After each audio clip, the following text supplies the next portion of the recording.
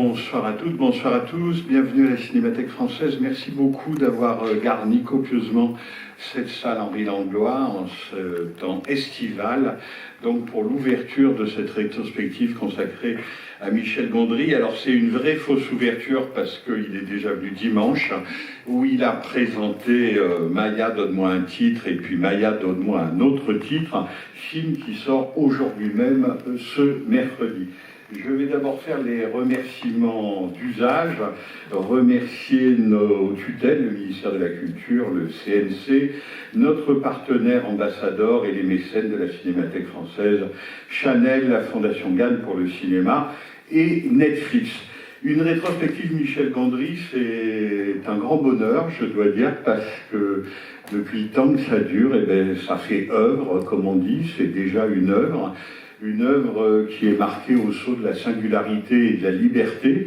Et quand on regarde tous les films que Michel Gondry a fait, on se dit qu'une rétrospective pourrait presque s'appeler Les Aventures de Michel Gondry, tellement l'œuvre est variée et tellement on a l'impression qu'au cours de toutes ces années, il n'a fait qu'éprouver sa liberté de cinéaste. Qu'est-ce qu'on peut faire dans tel système? Qu'est-ce qu'on peut faire en choisissant tel type de production, du cinéma commercial aux États-Unis ou en France, mais des films parfois qui sont totalement artisanaux, toujours très inventifs. Le moins qu'on puisse dire, c'est que Gondry n'a jamais fait deux fois le même film, mais qu'il est toujours en train d'essayer d'inventer quelque chose. Le film que vous allez voir ce soir, c'est plutôt un autoportrait, enfin on est dans une veine autobiographique, clairement, qui était nouvelle chez lui dans la fiction, mais pas forcément dans le documentaire, parce qu'il avait fait un très beau documentaire sur le personnage qui a inspiré celui de Françoise Lebrun, qui est là d'ailleurs, Françoise Lebrun. Est-ce qu'elle est là? Oui. Elle est là, voilà. Viens, qu'on te voit. Voilà, vous pouvez applaudir Françoise Lebrun.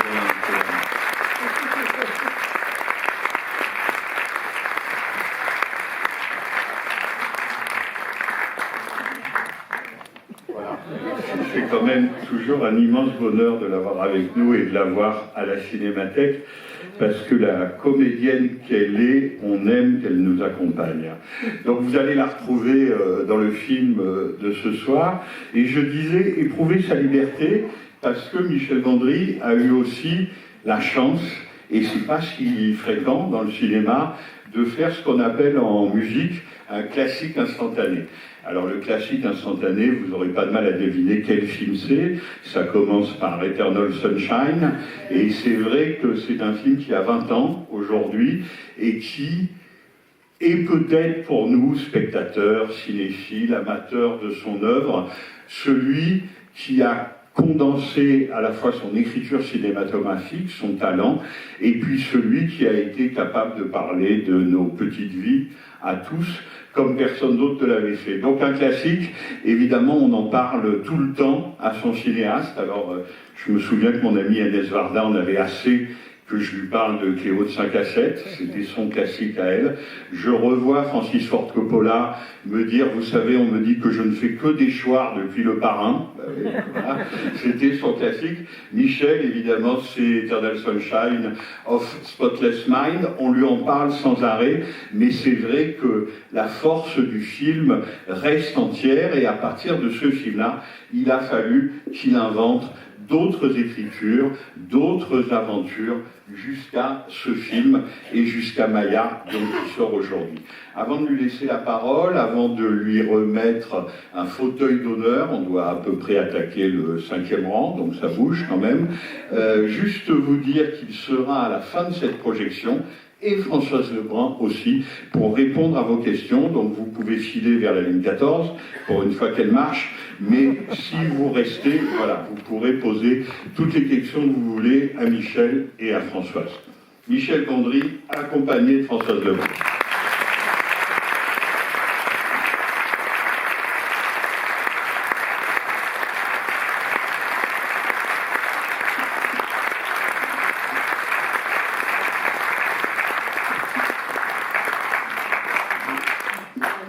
Bonjour, merci d'avoir repassé une couche sur Eternal Sunshine,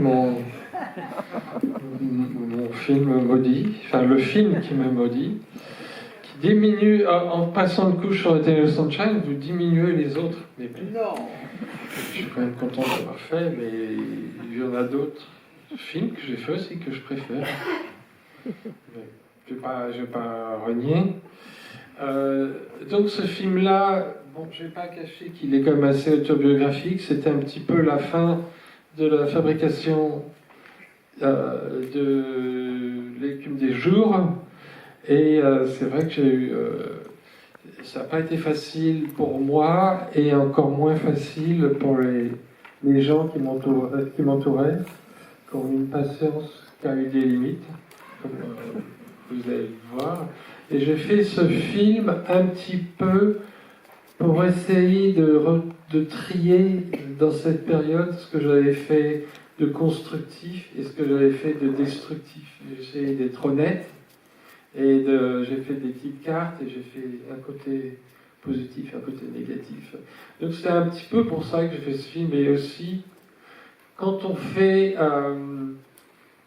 on dit toujours qu'on fait un film pour exprimer des choses, mais parfois on veut faire un film, disons qu'on veut exprimer des choses, du coup on fait un film. Mais je pense que la réalité est moins romantique, c'est-à-dire qu'on veut faire un film, on ne sait pas quoi prendre comme sujet, et on prend soi, parce qu'on a tous les éléments, et on peut trouver une histoire dans ce qu'on a vécu, on connaît les motivations des personnages, on connaît leur personnalité, donc c'est plus facile d'une certaine manière. Et d'ailleurs, je pense que les peintres qui font des autoportraits, c'est toujours analysé comme étant... on y met de la psychologie, mais moi, je pense aussi qu'un jour, ils n'ont pas leur modèle, et ils se font eux, parce qu'ils ont envie de peindre une tête. Donc voilà. Alors, Françoise, qui est là, a joué le rôle de ma tante. Et en fait, j'ai rencontré pas mal d'actrices, et il y en a beaucoup qui ressemblaient plus physiquement à ma tante, mais il n'y avait pas le fond que Françoise a, la sensibilité, et elle est très différente de ma tante, mais elle a quelque chose d'aussi fort, de naturel. Donc pour moi, c'était une évidence. Qu'est-ce que je peux dire pour vous donner la parole? Je sais pas, non. Alors moi, je n'avais pas regardé le fameux film qui s'appelle L'épine dans le pied. Dans le cœur. Dans le cœur, pardon. Non, c'est pas grave. J'aurais pas dû corriger. C'est pas grave. Et non, c'est une journée un peu compliquée. Je viens de tourner à Reims toute la journée. J'arrive, il faut que je reprenne un peu ma tête. Donc j'avais pas regardé. Je me suis dit, ça ne sert à rien de vouloir copier quelqu'un. Il faut repartir d'un texte et d'une rencontre. Et c'est ce qui s'est passé. Et puis, effectivement, j'ai l'impression, en tout cas, que ce film-là t'a fait beaucoup de bien. C'est vrai. Hein? J'ai réfléchi avant de répondre, parce qu'il faut que je ne peux pas dire c'est vrai comme ça. J'ai réfléchi vite en me disant que, par exemple, par rapport à l'écume des jours qui était avant, ça m'a fait beaucoup plus de bien. Donc ça m'a fait du bien. J'ai senti ça, en tout cas. Oui. Après, je me suis dit comme si tu avais posé un gros paquet, un fardeau quelque part avec... micro. Hein, pardon? Il faut vous rapprocher du micro. En plus, oui. Bon, alors, je pensais que c'était un film qui était vraiment très important pour Michel, parce que c'est toujours compliqué, je pense, de jouer avec sa propre histoire et de la montrer.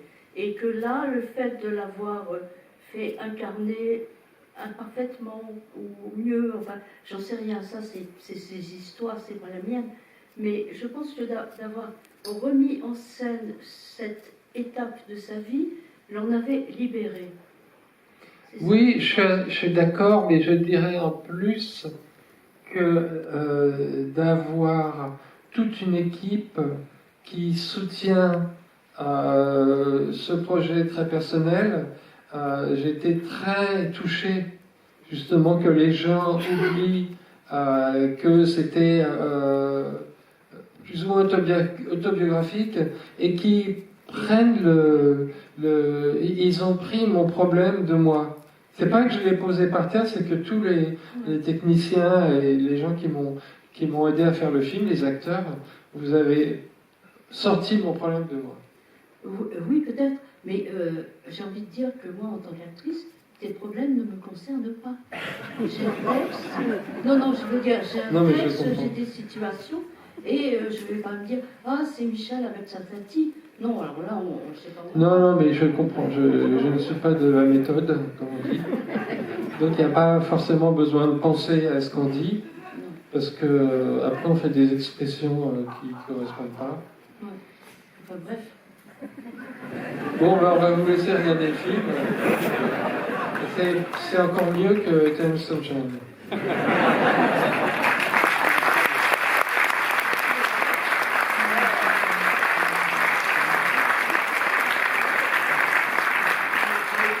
as gagné le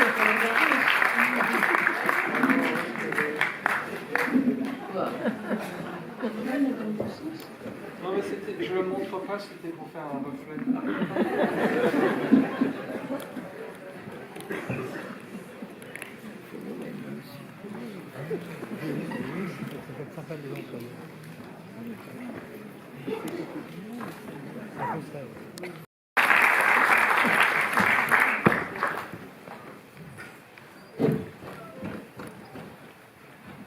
Voilà, merci d'accueillir Françoise Lebrun et Michel Gondry, de les réaccueillir.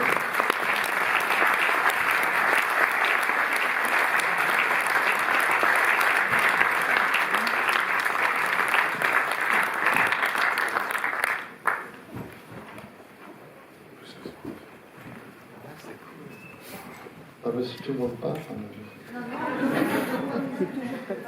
Et donc ils ne sont pas partis pendant. S'ils vont c'est vrai. Ouais. Mais s'ils vont aux toilettes, tous, ils ne vont pas revenir. C'est vrai. Peut-être, comme vous avez fait le plaisir, ou vous avez fait le plaisir de revoir le film, peut-être vous pourriez nous dire votre impression. Ça fait toujours plaisir, il y avait pas mal de gens qui rigolaient. Ça fait toujours plaisir. Non, je trouve pas mal, je trouve bien. Je l'ai fait pour bien l'aimer, quoi. Donc c'est normal que je le regarde et que je l'aime bien. Non, mais j'aime bien parce que je vois mes acteurs qui me plaisent. Je vois le travail de tout le monde. J'aime le film aussi parce que j'aime le travail de tous les gens qui ont participé. Je vais donner la parole au public, mais peut-être 2-3 questions. Quand on voit le film, il y a évidemment un ton de comédie, il y a les répliques irrésistibles ou mémorables. Moi, je me souviendrai, je suis surtout un cinéaste connu de ceux qui me connaissent, ou qu'est-ce que tu fais dans le noir, j'attends demain. Ça, je ne sais pas comment le replacer. Un des plus drôles, c'est quand quand Sting lui demande si ça va, il dit oui. Mais c'est un gag que Pierre Ninet a improvisé, et je n'aimais pas. Je le trouvais trop facile, et on m'a convaincu de le laisser, mais heureusement que j'ai écouté. Comme dans le livre des solutions, il arrive que vous écoutiez les autres. Eh ben, oui. Par exemple, après la fin du montage, quand Françoise m'a fait un commentaire en me disant qu'il y avait 3 scènes qui ralentissaient le film parce qu'on perdait l'objectif, au début j'ai dit si je commence à écouter tout le monde. Et au bout d'une semaine, j'ai réalisé qu'elle avait raison et on a enlevé ces 3 scènes. Et ça marchait mieux. Mais arrête de raconter ça tout le temps. Parce que après, je vous fais un super compliment et vous me moquez de moi. C'est pas cool. Hein. Non. Je sais que maintenant tu dis, et ça prouve que j'écoute les acteurs. C'est ce que tu as répondu une fois. Oui, Hein? Donc, oui. parce que vous êtes, je les écoute pas toujours, mais vous êtes le personnage, vous êtes plus dans le film que moi. Moi, je surveille que vous ne fassiez pas de répétition, que ce soit cohérent entre les scènes, mais bon, par exemple, je ne donne jamais de direction pour les premières prises, parce que ça serait bête de rater des choses que vous proposez, qui peuvent être mieux que ce que j'ai en tête. Donc j'écoute, il y a 2 autres scènes qui ont été retournées. Une scène où Blanche Gardin partait en s'en fichant de l'orchestre. Elle m'a dit, moi je comprends pas parce que ce que je vois c'est magique. Et je disais, non, il faut bien montrer que personne ne comprend Marc. Et puis après j'ai réfléchi et j'ai vu qu'elle avait raison. Et j'ai retourné la scène dans un autre décor 15 jours après. Donc oui, j'écoute. Mais au départ, je dis non toujours, parce que c'est plus facile de dire non d'abord et oui après, que oui d'abord et non après. C'est vrai. Ça, c'est une bonne recette. Ça peut servir pour plein de choses. Et sur ce ton de comédie, au moment où vous avez commencé à écrire le film, vous disiez les fiches, ce que vous aviez, les idées, les bonnes idées, les mauvaises idées, vous aviez le sentiment qu'il y avait tout de suite ce ton de comédie ou c'est venu justement en écrivant? Non, j'avais le sentiment, parce que quand je racontais mes aventures et ce que j'avais fait subir aux autres, je le racontais comme des gags, parce que j'ai pas envie d'être pesant et d'être pénible. Quand on, c'est comme, je sais pas, le rapport est un peu lointain, mais c'est quand on raconte ses rêves, c'est très très ennuyeux pour les autres, mais il faut les raconter quand ils sont drôles, et il faut les simplifier, etc. Donc c'est un petit peu la même chose, des choses qui sont assez pénibles, dramatiques, voire dramatiques. Je pense que on peut les dire avec de l'humour, et puis ça peut avoir pitié du spectateur aussi, de ne pas lui infliger une torture pendant tout le film. Et puis il y a une chose. Vous n'êtes pas d'accord? Si, je suis entièrement d'accord. Non, je pensais à des gens qui aiment bien infliger des choses, justement. Je pensais par exemple à des films de Suède, par exemple, où il y a quand même une installation dans un mal-être, enfin, etc. Et bon, là, c'était pas du tout. Hein, oui, non, mais moi, je crois que je ne pourrais pas assumer un film qui soit que triste. Oui. C'est une limite que j'ai et que j'assume. Mais je pense que c'est un don que tu as aussi, parce que moi, je me souviens t'avoir envoyé des vœux pour l'année à venir, tu vois, et tu m'avais renvoyé une chose tellement jolie qui était Happy New Year, mais en montage, en dessin animé, enfin, et je me dis, c'est formidable, parce que chaque fois, on a l'impression que tu fais les choses dans l'instant et dans le plaisir, tu vois, dans le plaisir pour l'autre, tu vois. Et je me dis, c'est quand même tellement rare. Bravo. Je suis ému. Alors, disons que je suis peu. Merci. En revanche, quand on voit le film, on assiste effectivement à la vie de ce cinéaste, disons, qui part dans tous les sens, qui a 1000 projets. On comprend aussi qu'il a 1000 projets, comme ça lui évite de se consacrer à celui auquel il devrait se consacrer. Mais disons que pour arriver à raconter la vie d'un cinéaste qui s'éparpille, j'ai le sentiment qu'en revanche, il faut faire un film très précis. C'est-à-dire il ne faut pas croire que, disons, j'imagine que le tournage de ce film ressemble à ce qu'on voit, c'est peut-être même l'inverse, non? J'ai l'impression que c'est très prémédité, écrit, il y a peu d'improvisation, c'est au cordeau, quoi. Oui, il y a très peu d'improvisation, mais très souvent, les improvisations sonnent faux. Parce que quand on improvise, quand les acteurs improvisent, finalement, leur relation n'est plus avec l'autre acteur, mais avec la caméra, parce qu'ils se disent qu'est-ce que je vais pouvoir dire, et ça devient un autre exercice qui m'intéresse moins. Mais donc, dans les dialogues entre les acteurs, entre Pierre Ninet et Françoise Lebrun, il n'y a pas d'improvisation. Les dialogues sont écrits, ils disent un texte prévu, précis et voulu. Oui, mais quand s'ils ratent un mot, s'ils disent un autre mot, je ne regarde pas à ça, quoi. Je ne veux pas leur donner l'impression qu'ils ont raté la prise pour un mot.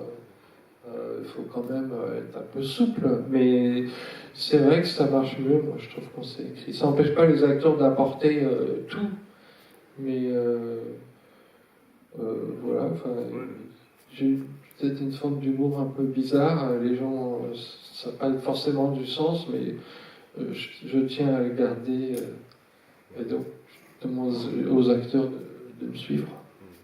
Mais on sent entre les acteurs du film, même quand ils ont les réexcédés, les personnages les uns par l'autre, on sent quand même entre les acteurs une complicité, peut-être liée au lieu aussi, puisque donc le film se déroule dans un seul et même endroit, et que j'imagine, alors je suppose que tout le monde ne dormait pas dans ce lieu, mais on sent quand même une énergie de la concentration. C'était exactement comme ça. C'est la maison de ma tante que j'ai rachetée. Ma tante est décédée.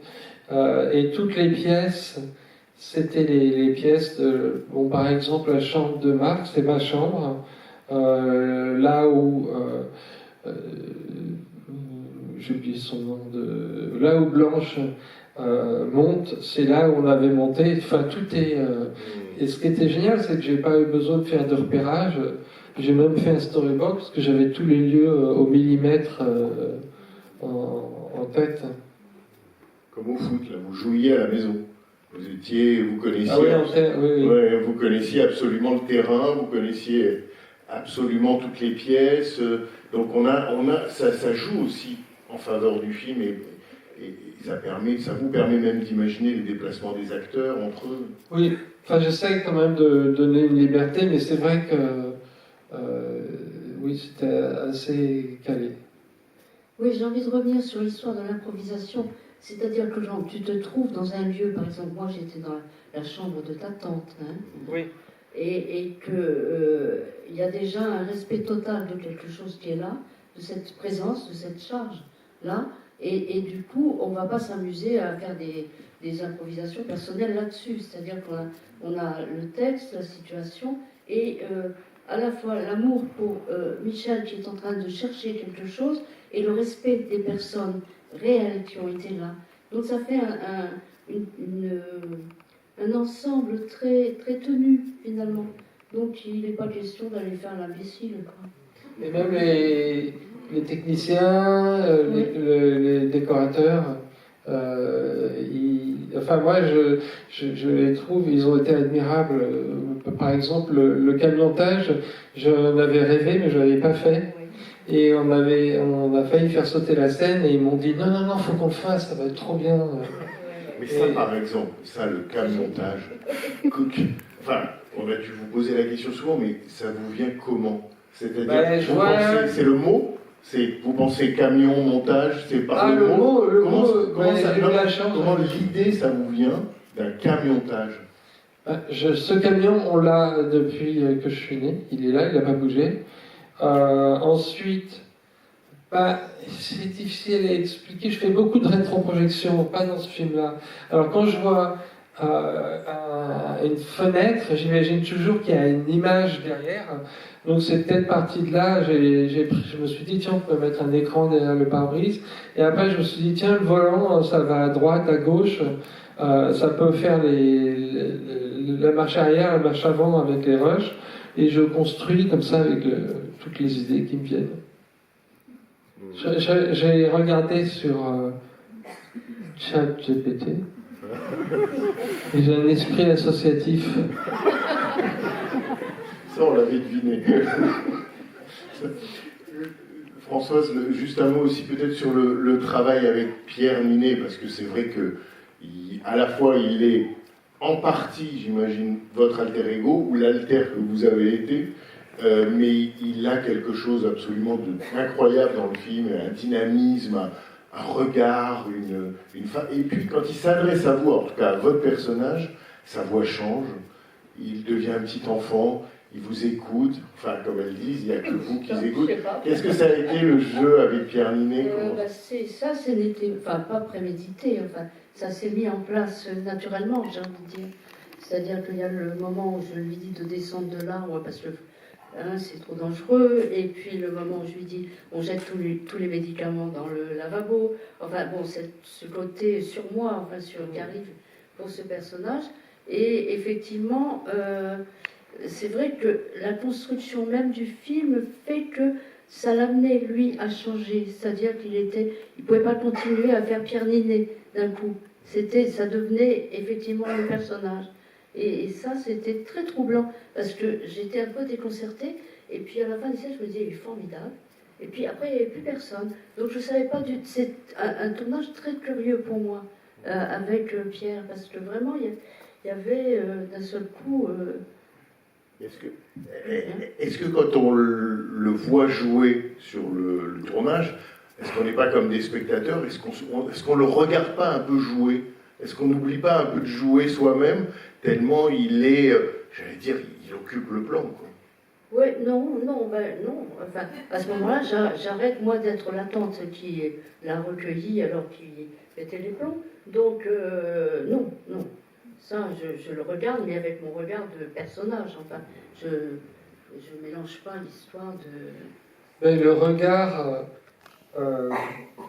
il est odieux, il est insupportable. Mais le regard en fait, c'est des filles et des femmes qui sont autour de lui, on nous le rend sympathique parce qu'elles ont de l'empathie pour lui, malgré ce qu'il leur fait subir. Et d'ailleurs, ils craquent tous plus ou moins.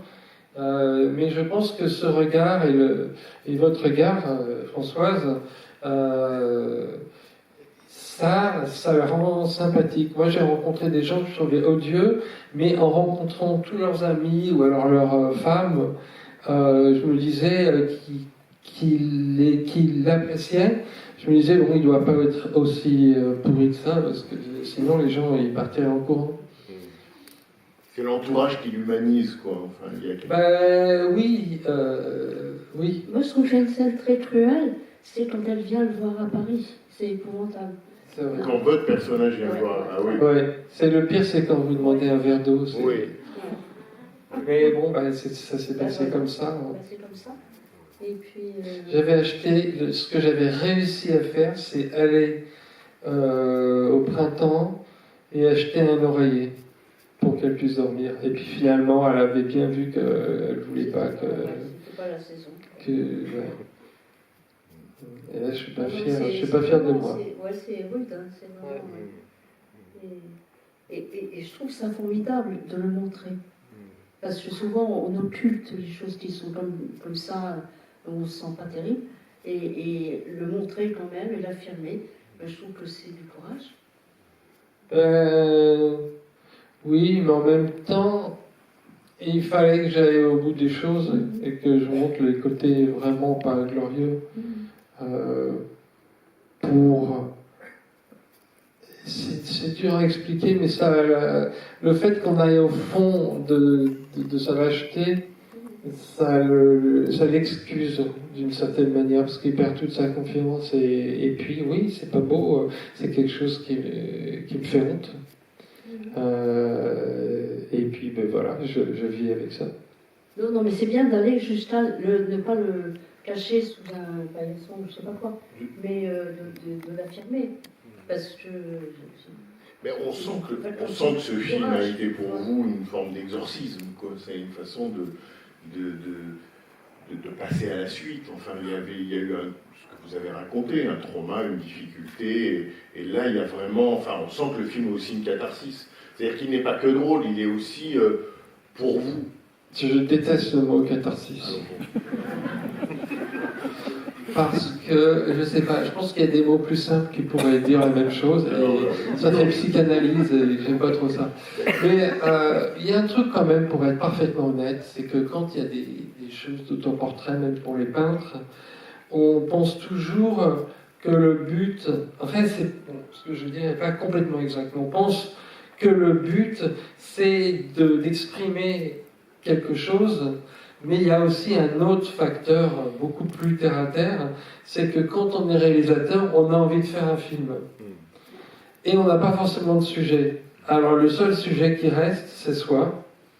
Donc, et puis, une fois qu'on décide de faire quelque chose de soi, sur soi, on a tous les détails à portée de main, de tout ce qui s'est passé, les motivations des gens, parce qu'il y a des moments où on se comporte de manière illogique, mais il y a des raisons qu'on n'a pas besoin de montrer, mais on sait qu'elles existent, donc on peut se permettre d'aller, de montrer, de faire des choses un peu plus assurées. Donc, c'est comme le peintre, si vous voulez, son modèle ne vient pas, il a envie de faire un visage, donc il va se peindre, et puis après, il y a des gens qui vont creuser et trouver des raisons psychologiques. Mais quand même, je dois aussi avouer que je voulais faire le tri entre les bonnes et les mauvaises idées. Par exemple, l'orchestre, ça a marché. Et le compositeur du film, il a dit que ça n'avait pas marché, parce qu'il avait composé la musique de la séquence de l'orchestre, le moment où ils enregistrent la musique du film. Et c'était pour l'équipe des jours. Et je l'avais fait, je voulais lui donner du matériau qu'il puisse ajouter. Et il a été assez vexé, je crois. Et après, j'ai vu une interview où il disait que en réalité, ça n'avait pas marché. Et ben, c'est pas vrai, ça a marché. C'est plutôt la deuxième partie avec le corps. Et je l'ai fait dans d'autres films. Et ça marche super bien. Et ça m'a énervé qu'il dise ça. J'essaie de lui reparler un peu, mais ça passe pas là, parce qu'il m'a donné des réponses qui n'étaient pas bonnes. Et alors moi, j'étais très triste des choses que tu n'as pas montées. Parce qu'il y avait toute cette séquence avec les ombres chinoises. Ah oui. Et c'était magnifique. Alors c'est facile de dire ça une fois que vous m'avez fait couper 3 scènes. Non, c'est vrai, j'ai été émerveillée pendant le tournage en voyant ça. C'est vrai qu'on avait fait... Et toute l'équipe d'écho était en train de préparer les découpages pour faire... J'avais fait. J'ai fait plein d'autres choses que j'ai pas pu montrer. On a fait un groupe disco. Il fallait un making-of. Parce que c'était... Oui.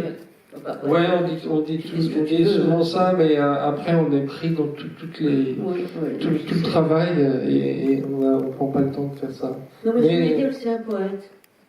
Ah. Mais oui. Vos films, on se dit qu'il y a sans doute plus d'idées qu'il n'y en a évidemment au final, et on se demande quelle est la part de ce qui est tombé dans le chutier.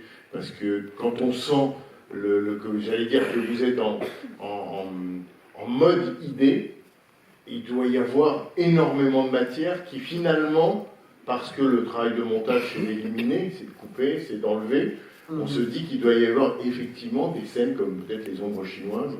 Ouais, on le voyait aussi dans le magasin Super U acheter le dictionnaire. Ouais. Avec le vigile qui le suivait. Mais bon... il y a un problème de rythme après, et puis c'est pas... J'ai pas un suspense traditionnel, donc il faut pas que le spectateur il s'ennuie, parce que enfin, il y a un pistolet et une mort, mais c'est pas utilisé comme dans les films de Tarantino ou les films d'un vrai suspense, où on met un pistolet dans la pièce, et tout de suite il y a un énorme suspense. Donc je fonctionne pas comme ça, et alors après... je veux pas ennuyer le spectateur, donc je mets pas tout. Bon, on peut leur demander. Enfin, est-ce que vous avez donc des questions ou des questions là, et puis devant. Bonsoir. Tout d'abord, moi je voudrais vous dire bravo parce que c'est vraiment un super film. J'avais le sourire aux lèvres de bout en bout et c'est savoureux quoi. Et je suis assez admiratif de voir la distance que vous avez avec vous-même. Enfin, vous dites que c'est simple de parler de soi parce que vous connaissez tous les détails, mais moi je trouve que ça doit être terriblement compliqué d'avoir un regard extérieur sur soi-même et vous y arrivez super bien, donc déjà bravo. Et Je moi, peux répondre à cette partie oui. d'abord. C'est-à-dire que quand on a des situations, en tout cas moi, où je me suis payé la honte, où j'y pense et ça me fait mal, la seule solution que j'ai trouvée pour alléger ce sentiment lourd, c'est d'en parler aux autres et de l'admettre et de me tourner en dérision. Ça me décharge plutôt que de faire semblant de ne pas être qui je suis. Je préfère, par exemple, si je suis jaloux de quelque chose, je vais dire je suis jaloux. Ça me soulage de le dire, ou si je me vexe pour quelque chose, je vais pas dire non, je me vexe pas, j'ai pas d'ego. Je vais dire ben, ça m'a vexé, et ça me soulage un peu de le dire comme ça. Bon, vous avez très bien réussi cette partie-là. Et alors j'avais une question concernant le montage. Le personnage là, il a une sorte d'obstination à ne surtout pas voir son film. Et donc qu'est-ce que ça révèle en fait? Est-ce que c'est votre rapport avec le montage de vos propres films par exemple? Est-ce que vous confiez le montage à d'autres et vous attendez vraiment le dernier moment avant de le voir? Ou alors est-ce qu'au contraire vous préférez monter vous-même? Enfin, non, mais là c'est un cas spécial. Moi, je ne suis pas comme ça tout le temps. Ce qui se passait, c'est que je faisais tous mes projets en même temps. Donc, je me souviens, on avait fait un groupe disco avec ma factrice qui avait 75 ans, qui chantait, et j'avais pris les 3 violoncellistes de l'orchestre. Et on répétait là où il montait, donc elle n'en pouvait plus, la monteuse, parce que mes projets, ça l'énervait. Et les rares fois où... Là, ça va être ridicule encore, j'ai pas mis. Parce que, les rares fois où je regardais des bouts de montage, je pleurais. C'est parce que j'étais pas normal à ce moment-là. Donc maintenant, enfin, quand je regarde les films, je pleure pas. Enfin, si j'avais pleuré, ben si, c'était ce film-là. Ouais, j'avais été dans les toilettes pour pleurer. Mais c'est pas parce que c'est mon film, vraiment. Ben, c'est un peu de se relâcher de toute la tension. Et puis c'est aussi de voir les autres acteurs. Ça fait une émotion. donc, finalement, vous l'avez monté vous-même ce film? Ben, non, j'avais une monteuse. Et vous étiez dans la salle de montage à côté ou? Pas beaucoup. Parce que vraiment, c'était comme dans le film, je faisais... si vous voulez, j'avais pas cette aversion de le regarder, mais j'avais d'autres priorités. Et je pensais que ces petites priorités étaient à égalité. C'est-à-dire qu'un documentaire sur la... J'avais fait un documentaire sur un scarabée, je l'avais suivi pendant 2 heures, et c'était la nuit. Et après, j'ai perdu la cassette, et c'était une catastrophe pour moi. C'est comme si j'avais perdu le film que je devais monter. Donc tout était, les petites choses prenaient une importance énorme, donc à la même échelle que le film. Et c'était ma façon de penser à ce moment-là, c'est qu'il n'y avait pas de personne, tout le monde était à égalité. Bon, c'est vrai que j'avais gueulé, j'étais un peu vache parfois, j'avais gueulé. J'avais fait un truc. Il était vraiment incompétent quand même, celui qui est Carlos. D'ailleurs, je crois qu'il s'appelle Carlos. Bon, passons. Alors, et je lui avais demandé de m'installer un fil de téléphone qui aille du bas, du premier étage au 2e étage, je l'avais la chambre, et il avait vraiment fait un travail dégueulasse. Alors, j'avais enlevé tout le fil, j'avais fait une grosse boule au milieu de sa chambre, et j'avais écrit un panneau avec écrit ta connerie. Et j'avais plein de trucs comme ça. Je lui avais acheté un mini balai pour son anniversaire. Je me rendais pas vraiment compte. Bon, merci beaucoup. Oui, moi j'avais aussi une question sur le montage, mais vous nous avez répondu pour l'essentiel. J'ai noté quelque chose en générique. Alors, peut-être que vous n'êtes pas obligé de me répondre, mais c'était un petit mystère pour moi. Il y avait marqué « Merci à l'équipe d'avoir signé l'annexe 3 ». Oui, alors c'est un système que certaines personnes n'apprécient pas, mais les gens qui n'apprécient pas, ils ne viennent pas sur le tournage. C'est un principe qu'on obtient si on fait un film en dessous de 3 millions, je crois, où on paye les gens un peu moins. D'accord. Personne ne connaît, moi je ne connaissais pas. C'est une dimension contractuelle, c'est ça? Une tolérance du CLC. Une tolérance. Oui, du CLC. Bonsoir. Là. Donc, j'ai vu L'écume des jours. À l'époque où c'est sorti, même à l'époque où ça a été tourné, j'en ai entendu parler. J'ai été le voir, mais j'ai pas fait le lien entre L'écume des jours et ce film-là. Parce que, pour ne rien vous cacher, à l'époque, je travaillais comme première assistante mise en scène en charge des repérages. Je suis une ancienne collègue de Dimitri et de Benjamin Vasseur qui ont fait les repérages pour ce film-là. La question que je me posais, c'est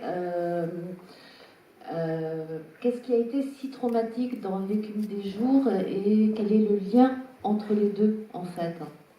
Ben, c'est la post-production, donc vous ne voyez pas, on ne voit pas le film, et donc c'est l'étape suivante. J'étais extrêmement complexé par rapport à Boris Vian.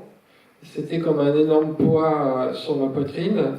Et je voulais absolument lui rendre hommage en travaillant comme un fou, en ayant plein d'idées. Et c'est devenu dur. Et surtout, j'ai commencé ma phase qu'on peut voir dans ce film vers la moitié du tournage. Et un jour, j'avais mal à la gorge et je pensais avoir une angine. On a fait venir le docteur.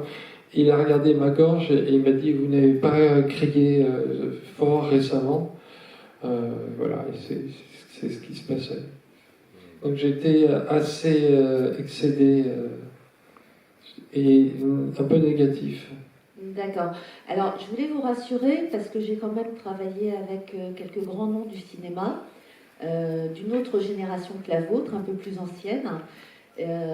Ils pouvaient être aussi exécrables.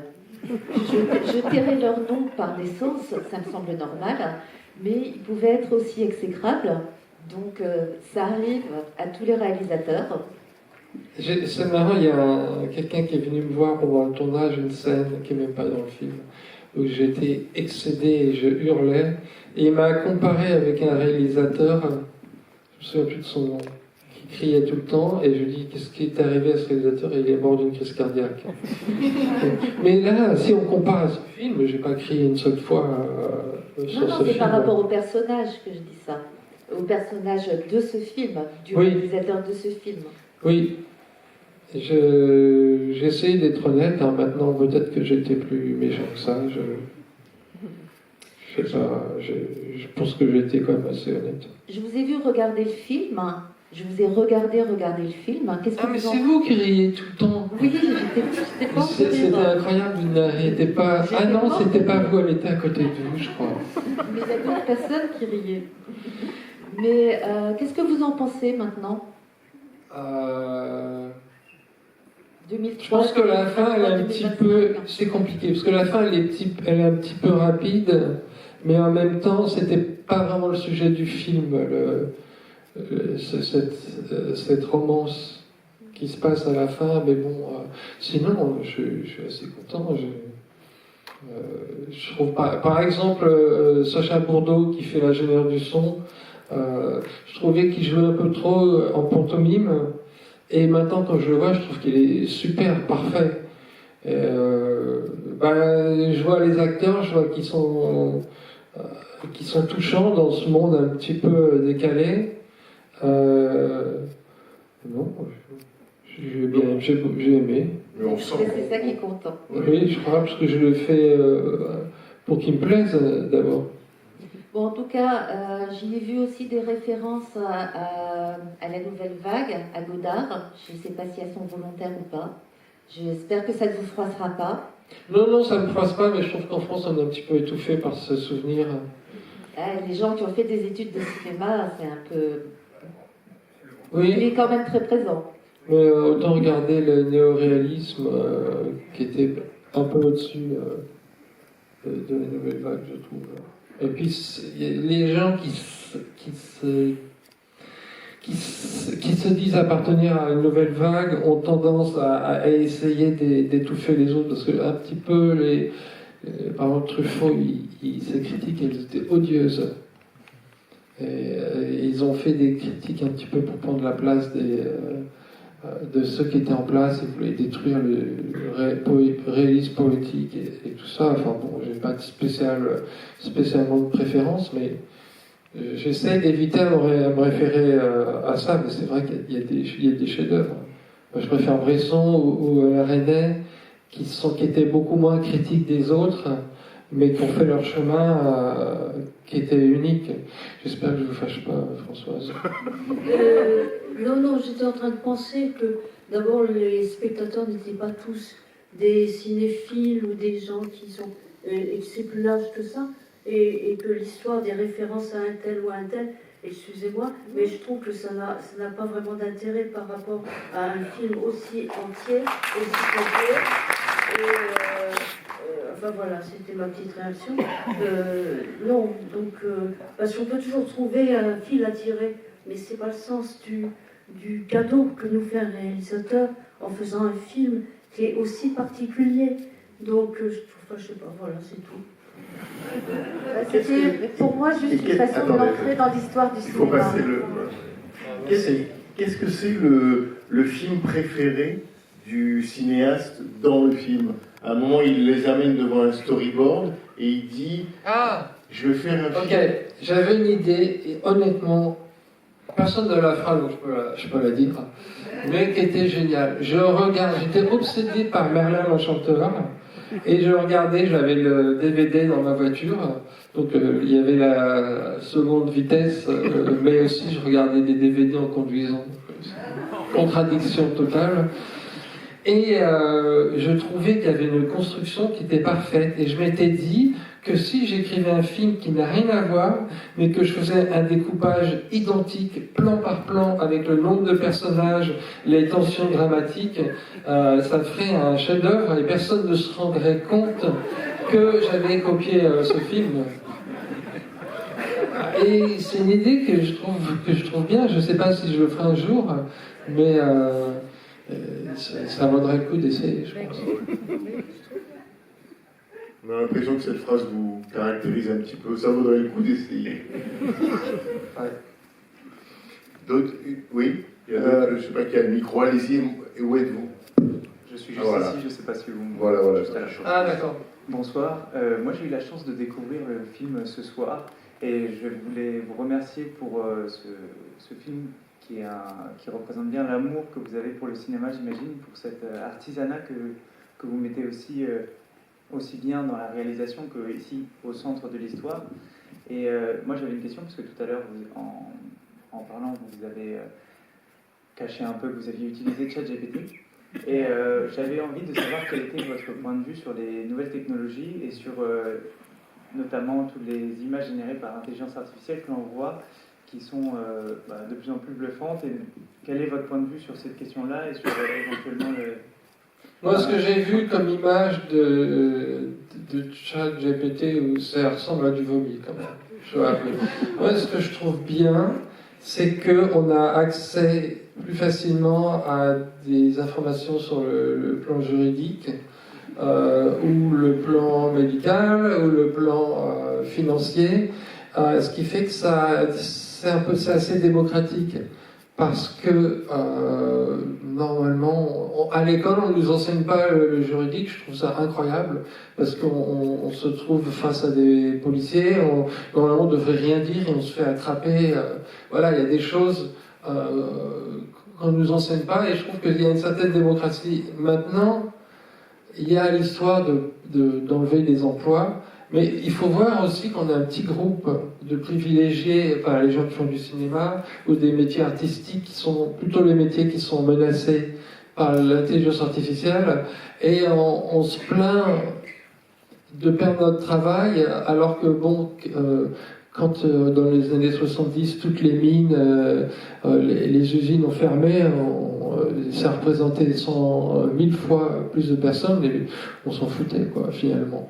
Moi, je pense que Non, mais honnêtement, je pense que nous, qui sommes privilégiés, on devrait voir comment ça peut être utilisé contre l'espèce humaine, on peut dire, et l'appliquer aux autres en dehors qui, eux, peut-être auront moins les moyens de lutter. Moi, ma principale angoisse par rapport à ça, c'est une exploitation encore plus contrôlée et forte des patrons sur leurs ouvriers pour contrôler encore plus la rentabilité. Je pense que c'est là où ça va vraiment nous faire du mal. Je pense pas à ce que ça puisse remplacer l'intelligence humaine, mais bon, j'en sais rien. Merci. Moi, j'avais une question. Vous êtes où? J'avais une question un peu plus générale. Je m'appelle Melvin Boomer, je suis un jeune acteur et je voulais savoir, vous qui êtes un grand réalisateur, qui avez travaillé avec des grands acteurs, notamment Pierre Ninet ou Jim Carrey, quelle était la qualité ou les aspects qui vous touchaient le plus chez ces acteurs? Alors, quand j'ai rencontré Françoise, ces actrices, bien évidemment. Alors, je vais raconter la rencontre, parce que je sais quand même pas rien. Donc, on avait rendez-vous par un agent comme, Sarah Tepper, qui faisait le casting. Et c'était dans un café dans le 17e, hein, c'est ça. Et donc, je vais à ce rendez-vous, et je vois que tu entres avant moi dans le café. Oui. Et puis, à un moment, tu te retournes et je fais, c'est moi. Et ben voilà. Donc, voilà comment j'ai choisi les acteurs. Tu te souviens? Si. Et Francky, qui fait l'assistante, j'avais fait un Zoom avec elle et ça s'était très bien passé. Et après, je suis senti coupable de ne pas la prendre. Parce qu'on avait déjà on avait un attachement déjà. Et je me suis dit... je sais pas, moi je pense que l'acharnement ne produit pas forcément le meilleur résultat. On peut très bien ressentir très vite. Moi j'ai vu, il faut que je fasse attention comment je dis parce que c'est bizarre. Quand j'ai vu vos yeux, j'ai vu une beauté qui s'est étalée sur toute votre personne. C'est pas mal, hein? Le mot étalé n'est pas terrible. Mais ouais. Donc, alors, j'ai pas bien répondu à la question. Moi, ce que je conseille aux acteurs, en tout cas ceux qui veulent travailler avec des réalisateurs comme moi, il ne faut pas montrer trop d'envie ou d'acharnement parce que ça fait peur quand on est réalisateur. Je sais que c'est important pour l'acteur de jouer dans un film, mais il ne faut pas être désespéré, parce que ça repousse un petit peu. Moi j'aime bien les acteurs qui sont pas de la méthode, c'est-à-dire qu'ils ne pensent pas qu'ils doivent ressentir profondément chaque émotion, chaque ligne de dialogue, parce qu'ils deviennent des sortes d'entonnoirs d'énergie pour les autres, et finalement ils pensent surtout à eux-mêmes. Et le plus dur, c'est d'oublier la caméra déjà, et de s'intéresser que à la personne de l'autre acteur, parce que j'ai souvent l'impression que les acteurs qui sont, comme on dit, trop conscients de leur image, d'eux-mêmes, ils ont beau regarder la personne en face, mais c'est comme s'ils avaient des petits yeux dans le blanc qui regardaient la caméra, donc ils deviennent faux. Et c'est pas... je pense qu'il faut s'intéresser à l'autre acteur plutôt qu'à soi. Donc ça, il faut se vider un petit peu. Je sais pas si ça vous correspond. Oui, j'étais en train de penser qu'en fait, il faut à la fois ne rien oublier et tout oublier en même temps. C'est-à-dire faire abstraction totale de... bon, c'est important de pouvoir être choisi. Mais bon, ça, c'est pas vous qui décidez. Et c'est pas un comportement qui va le signaler. Mais il n'y a pas de règle en fait, parce qu'il y a peut-être des réalisateurs pour qui c'est très important qu'il y ait quelqu'un qui ait des pros devant lui et qui veut. C'est vraiment bizarre, hein, il n'y a pas de. Je pense que c'est peut-être essayer d'avoir l'intelligence de la situation et des gens qui sont là et de vous adapter à ça. C'est-à-dire ne pas trop la ramener, mais en faire quand même. Enfin voilà, Moi, parfois, il y a des acteurs, quand ils envoient des cassettes, où ils font des. Comment dire. Ils font des choses très bizarres, ils se lancent, et j'apprécie le risque qu'ils prennent, et je ne les rejette pas directement. Et je leur donne une deuxième chance parce que c'est une forme d'humilité de presque se ridiculiser. Alors j'ai une anecdote par rapport à un acteur sur un tournage que j'ai fait récemment aux États-Unis. Et il y avait un acteur il y a des fois des acteurs qui disent une ligne, alors on les caste assez rapidement et puis des fois c'est la catastrophe. Alors c'était l'ingénieur du son dans l'autre film et il était horrible. Alors je parlais à mes autres acteurs et je disais, j'ai fait le mieux possible, mais l'ingénieur du son, c'est vraiment une catastrophe, il est complètement nul. Et le mec était juste derrière moi. Alors je me suis retourné vers lui, je lui ai dit, vous m'avez entendu? Il m'a dit oui. Je lui ai dit, bah, écoutez, je suis désolé, c'était pas... Je vous aurais pas parlé comme ça. C'est vrai que ça se passe pas bien, mais on va travailler et ça va être bien, j'en suis sûr. Donc j'ai rattrapé le truc, mais c'est des situations difficiles. Merci. Ah, il y avait une autre histoire aussi que j'ai fait j'ai fait un film qui s'appelle Microbe et Gasoil avec 2 adolescents et dont un qui était plus petit, plus timide et je l'avais trouvé super à la première audition. Il est revenu et il a fait un truc très théâtral parce qu'il faisait du cours de théâtre. Bon, déjà, pour les acteurs de cinéma, je déconseille de prendre des cours de théâtre parce qu'on déclame et c'est tout le contraire. Non, c'est complètement différent. Et donc, c'était complètement raté. Et il y avait un autre petit acteur de son âge qui, lui, avait mieux réussi, que j'aimais un petit peu moins. Et quand je suis sorti de la salle d'audition, j'ai vu l'autre qui avait raté. Il attendait ses parents et j'ai vu sa tête et ça m'a brisé le cœur. Et après, je me suis aperçu, il ne m'avait pas dit, elle m'avait pas dit, Sarah, que l'acteur qui était mieux, plus assuré, il avait déjà tourné un film. Et il ne me l'avait pas dit. Et celui que j'aimais bien, il n'avait pas tourné de film. Alors je lui ai demandé une 3e fois de revenir et là, je l'ai pris. Ça m'a fait super plaisir parce que j'avais été... détruit de le voir triste. Donc Microbe et Gasoil passe demain soir, en présence de Michel Gondry et des 2 acteurs. On va prendre peut-être une dernière question. Oui. Bonsoir. Je ne sais pas qui a le micro. Allez-y. Bonsoir, merci. C'est formidable, vraiment. Je voulais une question une curiosité que j'ai plus sur votre personne. J'adore non seulement ce que vous racontez, mais comment vous écoutez. J'étais très curieux de savoir de quel type d'enfant vous étiez. Parce que vous avez tout ce monde qui paraît d'un enfant qui a découvert le tragique de l'adulte. Mais je me demandais quel genre d'enfant, si c'était déjà tragique ou autre chose. Oui, un peu moins. C'est là que c'était le pic. C'est un peu pour ça que j'ai fait le film. Mais je faisais des cauchemars, mais vraiment régulièrement, toujours le même. Je missais dans mon lit un peu. Je me levais, je partais en courant, et mon père devait me rattraper.